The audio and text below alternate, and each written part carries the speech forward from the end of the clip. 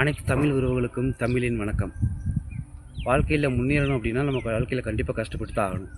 அப்படியே நம்ம கஷ்டப்பட்டு அடுத்தவங்கள்ட்ட ஐடியா கேட்டு நம்மளே யோசித்து ரொம்ப ஹார்ட் ஒர்க் பண்ணி நமக்கு ஒரு வாய்ப்பு கிடைக்கும். அந்த வாய்ப்பு கிடைக்கும்போது அந்த வாய்ப்பை யூஸ் பண்ணிக்கிறதுக்கு நம்ம ஆசை இருக்குது, சின்ன ஒரு பயமும் இருக்கும். அப்படி இருக்கும்போது நம்ம எல்லாம் அந்த அந்த வாய்ப்புக்காக எல்லாத்தையுமே இழந்து எல்லாமே அடுத்த கட்டத்துக்கு போகலாம் சொல்லி முடிவு பண்ணிவிட்டு எல்லாம் யோசித்து எல்லாம் ரெடி பண்ணிவிட்டு கரெக்டாக இருக்கிற நேரத்தில் ஒரு செகண்டில் பார்த்திங்கன்னா ஒரு எதிர்மையான ஒரு தாட் வரும், நெகட்டிவ் தாட் வரும். என்னென்னு பார்த்தீங்கன்னா, ஒரு வேளை ஜெயிக்கலைன்னா, ஒரு வேளை தோத்துட்டோம்னா அப்படின்னு ஒரு தாட் ஒரு செகண்டில் வரும். அப்படி மனுஷனுக்கு வந்துட்டுனாவே வச்சுங்களேன், ஒரு செகண்ட் யோசிக்காகும். ஒரு வேளை தோற்று போயிட்டோம் அப்படின்னா வச்சுக்கோங்க, அடுத்து என்ன பண்ணலாம் அப்படின்னு அதை பற்றி யோசிக்க ஆரம்பிச்சிடும்.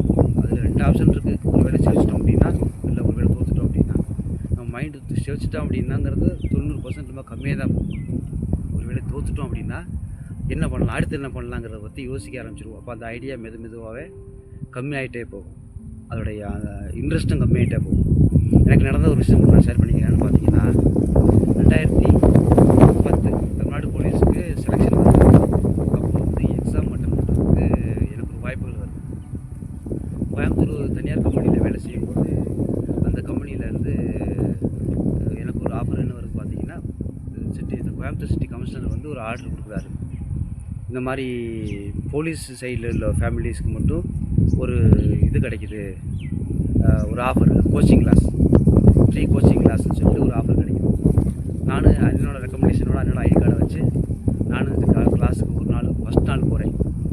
ஃபஸ்ட் நாள் போகும்போது அது பெரிய அகாடமி தான், ஒரு ஐஏஎஸ் ஐபிஎஸ் ரெடி பண்ணுறதுக்கான அகாடமி. அங்கே சொல்லித்தரவங்கெல்லாம் ஐஏஎஸ் ஐபிஎஸ்க்கான படிக்கிற ஒரு ஆளுங்க தான். அதனால் ஈஸியாக பாஸ் பண்ணிடலாம்னு சொல்லி எங்கள் அண்ணனோட ரெக்கமெண்டேஷனில் நான் போகிறேன். அதுக்கு அந்த போலீஸ் கிரவுண்டுக்குள்ளே ஒரு சின்ன ரூமில் கிளாஸ் நடக்குது. போலீஸ் ஃபேமிலி பசங்களுக்கு மட்டும்தான் அது. கிட்டத்தட்ட ஒரு 60 பசங்க வந்திருந்தோம்னு நினைக்கிறேன். கிட்டத்தட்ட 60 பசங்க, ஒரு 30-20 பொண்ணுங்க நினைக்கிறேன் கிட்டத்தட்ட. நானும் போகிறேன், ஃபஸ்ட் நாள் போகிறேன்.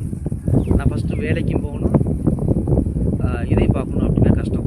ஃபஸ்ட்டு வந்து எனக்கு ஆனால் சூப்பரான வாய்ப்பு அது.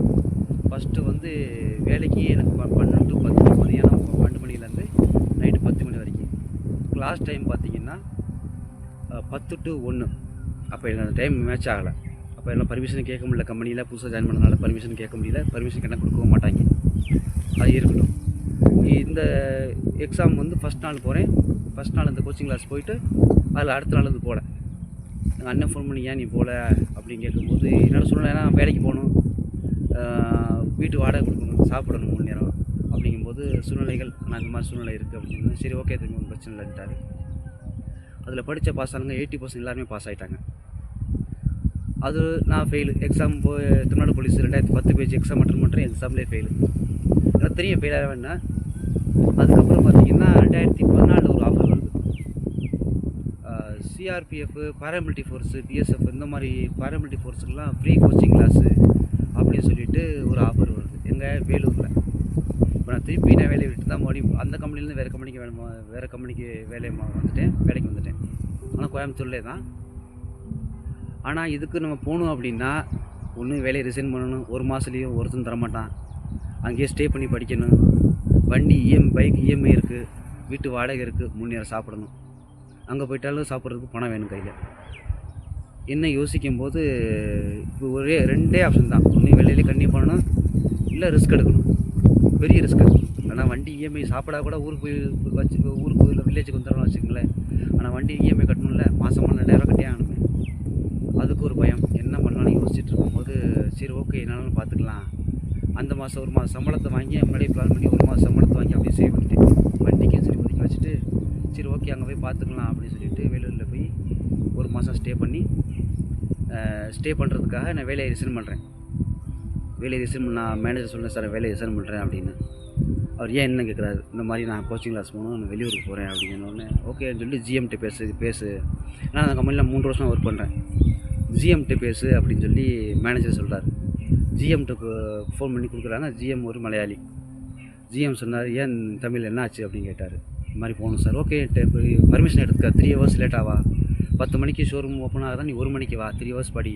அவர் வந்து ஃபோர்ஸுக்கு ஆர்மிக்கு வந்து ராணுவத்துக்கு ரொம்ப சப்போர்ட் பண்ணுற ஒரு மனுஷன். அது கேரளாக்காரர் ஜிஎம். அவர் பேர் தாமஸ், இன்னும் ஞாபகம் இருக்குது. பர்மிஷன் எடுத்துக்க, 3 மணி லேட்டாக வா, நீ படிச்சுட்டு வா அப்படின்னு சொல்லி எனக்கு சப்போர்ட் பண்ணார்.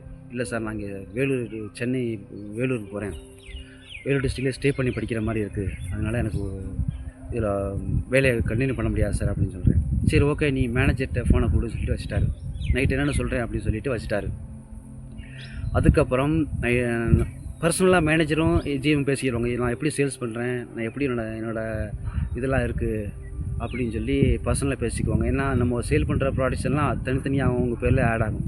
என்னோடய சேல் ரிப்போர்ட் பார்த்துட்டு நல்லா சேல் பண்ணுறான், 3 வருஷமாக இருக்கான், நீ புதுசாக ஒருத்தனை வர சொல்லி அவனுக்கு ட்ரைனிங் பண்ணி அவன் 4 மாதம் இருப்பானோ 5 மாதம் இருப்பான் சொல்ல முடியாது, 3 வருஷம் பையன் விடக்கூடாது சொல்லி அவருக்குள்ளே பேசி சரி ஓகே 1 மாதம் லீவ் எடுத்துக்க அப்படின்னு சொல்லி கொடுத்துட்டாரு. அந்த கம்பெனியில் இது வரைக்கும் 1 மாதம் லீவ் யாருக்கும் கொடுத்ததே கிடையாது. எனக்கு தான் ஃபஸ்ட் டைம். மேனேஜருக்கு 2 ஹவர்ஸ் பர்மிஷன் கொடுக்க மாட்டாங்க.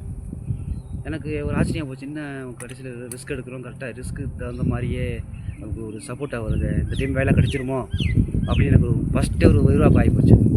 சரி ஓகே சொல்லிவிட்டு நானும் வேலூர் போகிறேன். வேலூர் போய் 1 மாதம் ஸ்டே பண்ணி படிக்கிறேன். படித்து முடிச்சு வந்ததுக்கப்புறம் திருப்பி வேலையில் ஜாயின் பண்ணுறேன். எக்ஸாம் வருது. எக்ஸாமுக்கு சென்னை போகிறேன். சென்னை கேம்பில் போய் எக்ஸாம் எழுதிட்டு வரும்போது தெரியும் நான் ஃபெயிலியர் வேணும். ஏன்னா நான் எக்ஸாமில் வந்து ஒன்றுமே எழுதலை. தமிழே பாஸ் ஆக மாட்டோம், நம்ம இங்கிலீஷ் வேறு சொல்ல வேண்டியதில்லை, இங்கிலீஷில் பாஸ் ஆகிறதுக்கான வாய்ப்புகள் இல்லை. எக்ஸாம் எழுதிட்டு வெளியே வரும்போது தெரியும் எனக்கு நான் ஃபெயில் ஆகிறேன் அப்படின்னு. ஃபெயில் ஆகுன்னு தெரிஞ்சு முடித்தோடனே எனக்கு எழுதிட்டோம், வந்தால் வருது கரெக்டாக போகுது அப்படிங்கிறக்கா இப்போ படிக்கணும்னு ஆரம்பிச்சோன்னா என்னத்தை படிக்கிறது, திடீர்னு எக்ஸாம் வருது படினா எந்த புக்கு படிக்கிறது, என்னத்தை படிக்கிறது, ஆன்லைனில் செக் பண்ணி கொஸ்டின் பேப்பர் மாடல் பார்த்தா அதுக்கு விளக்க சொல்கிறது நமக்கு அந்தளவுக்கு தெரியாது, யார்கிட்ட கேட்குறது, எழுதுவோம் குத்துதிப்பாக எழுதுவோமே அப்படின்னு சொல்லி எழுதிட்டு வரும்போது தெரியும் நான் ஃபெயில் ஆகிறேன் அப்படின்னு. அந்த நான் எடுத்த ரிஸ்க்கு பெரிய அளவுக்கு ஒரு இதாச்சு, வேலை செஞ்சுது. நான் வாழ்க்கையிலே எடுத்த பெரிய ரிஸ்க்கு பெரிய அளவுக்கு வேலை செஞ்சுன்னு அப்போ தான் புரிஞ்சுட்டேன். நான் ஆசைப்பட்டது எப்படியாவது இன்கம் சர்வீஸ் பண்ணணும் அப்படின்னு. 2வது ரிஸ்க் எடுத்து நான் அங்கேருந்து போனது, வேலையை ரிசைன் பண்ண போகிறேன்னு சொல்லி ரிசைன் பண்ணிவிட்டு அங்கே போனது. ஆனால் ரிசைன் பண்ண வேணாம்னு சொல்லி ரெக்கமெண்டேஷனோட வந்து திருப்பி ரீஜாயின் பண்ணிக்கிட்டேன். இதெல்லாம் பார்க்கும்போது எனக்கு ஒரு பாசிட்டிவாக இருந்தது. ஆனால் எக்ஸாம் எழுது எனக்கு தெரியும் நான் ஃபெயில் ஆவேனா பாஸ் ஆவேனான்னு சொல்லிட்டு. ஆனால் பாஸ்ன்னு வந்துருச்சு ரிசல்ட்டு. எனக்கு ஒரு சந்தோஷம், எப்படி பாஸ் ஆகணும்னு தெரியலையே, சரி ஓகே கடவுள் ஏதோ கருணை பண்ணிட்டாரு அப்படின்னு சொல்லி எனக்கு பாஸ். அதுக்கப்புறம் ரிசல்ட்லாம் போச்சு, கடைசி வரைக்கும் மேட்டு வரைக்கும் போயிட்டேன். மேட்டு போனதுக்கப்புறமும் நம்பிக்கை கொஞ்சம் கம்மியாக தான் இருந்தது. ஏன்னா வேகன்சி கம்மி, மேட்டில் பாஸ் ஆகணுங்கிறது டவுட்டு தான், காம்படிஷன் பயங்கரமான காம்படிஷன். சரி மேட்டு ஆடி ஒரு டைம் 2013 ஒரு டைம் மேட்டு வரைக்கும் போயிட்டு மேட்டுக்குள்ள ரிசல்ட்டே வரல, ஃபெயில். அந்த மாதிரியோட ஆகும் அப்படின்னு சொல்லிட்டு எனக்கு கேஷுவல் ஆகிடுச்சு. எனக்கு இது வந்து பெருசாக ஒரு மன வருத்தமே இல்லை. ஏன்னு கேட்டால் நான் 10 டைம் ஃபெயில் ஆகிருக்கேன். தமிழ்நாடு போலீஸும் சரி, பிஎஸ்எஃப் சரி, சிஆர்பிஎஃப்பும் சரி, ஆர்மியும் சரி, ஏகப்பட்ட செலெக்ஷன் 10 டைம் ஃபெயில் ஆகிருக்கேன். அதனால் எனக்கு அந்த மன கஷ்டம்லாம் இல்லை. ஜாலியாக 10 போடா அப்படின்னு போயிட்டே இருப்பேன். போகல திடீர்னு பார்த்தா பாசிட்டிவான ரிசல்ட், பாஸ் அப்படின்னு வேலை கிடச்சிச்சின்னு ஒரு பாசிட்டிவான ரிசல்ட்டு. ஜாயினி ஆர்டர் வீட்டுக்கு வந்துருச்சு. என்ன பண்ணுறது புரியல. சரி ஓகே, அப்போ ஒரு விஷயம் தெளிவாக யோசிச்சு, எனக்கு வந்து படிப்பு மெமரி பவர் ரொம்ப கம்மி, தெரியாது, ஞாபகம் இருக்காது, மறந்துடுவேன். மிடில் கிளாஸ்னால் சொல்கிறது ஜஸ்ட்டு பாஸ் பண்ண 35 மார்க் எடுக்கிறான கை கரெக்டாக ஜஸ்ட்டு பாஸ் ஆகும், அவ்வளோதான். அதுக்கப்புறம் சரி பாஸ் ஆகிட்டோம், இங்கிலீஷ் எழுதி பாஸ் ஆகிட்டோமே, ரொம்ப ஆச்சரியமாக இருந்தது எனக்கு. அப்போ ஒரு விஷயம் நான் முழுசாக நம்பினேன், என்ன தெரியுமா, நம்பிக்கை. எனக்கு வேலை கிடைக்குன்னு நான் முழுசாக நம்பினேன். படிக்கிறேன்னா இல்லையா, டெய்லி ப்ராக்டிஸ் பண்ணுவேன், டெய்லி கிரவுண்டில் ஓடுவேன், ரோட்டில் ஓடுவேன், ஒர்க் அவுட் பண்ணுவேன், டெய்லி கிரவுண்டில் கிடப்பேன். லீவு வாரத்துக்கு நாள் லீவ் கிடைக்கும், அப்போவும் கிரவுண்டில் தான் இருப்பேன். காலையில் சீக்கிரம் 5 கிரவுண்டுக்கு தான் போவேன். ஆனால் புக் எடுத்து படிக்க மாட்டேன். ஃபஸ்ட்டு நம்பிக்கை கிடைக்குங்கன்னு நம்பினேன். 2வது ரிஸ்க்கு. அந்த ரிஸ்க்கு நான் ஃபஸ்ட்டு 10 எடுக்காமல் போய் வேலையை ரிசைன் பண்ணலாம், 3 நேரமாக கிளாஸ் போயிருந்தேன், கண்டிப்பாக நான் பாஸ் பண்ணியிருப்பேன். அப்போ பயந்துட்டு போகல, ஃபெயிலு. இப்போ நான் பயப்படாமல் ரிஸ்க் எடுத்து காலை எடுத்து வச்சு 2 காலை எடுத்து ஒன்றா வச்சு ரிஸ்க் எடுத்து அந்த ரிஸ்க்குக்கான ரிவார்டு தான் வேலை. ஒரு சந்தோஷமாக போச்சு. வாழ்க்கையில் நம்ம எடுத்துக்கிட்டு போகணும் அப்படின்னா தன்னம்பிக்கையும் ரிஸ்க்கு ரொம்ப முக்கியம். தன்னம்பிக்கை ரிஸ்க் எடுத்து உள்ளே போயிடுவோம். உள்ளே போனதுக்கப்புறம் தொழிலாலும் சரி வேலையும் சரி உள்ளே போனதுக்கப்புறம் பிடிக்காம போகும். அதனால ரிஸ்க்கும் வேணும், தன்னம்பிக்கையும் வேணும். 2 ஒன்றா இருந்தது அப்படின்னா நம்ம வாழ்க்கையில் என்ன வேணால் அச்சீவ் பண்ணலாம். நம்ம நினச்சது கண்டிப்பாக அந்த கோலை நம்ம அச்சீவ் பண்ண முடியும். வீடியோ பிடிச்சிருந்தா லைக் பண்ணுங்கள். நன்றி, தேங்க்யூ.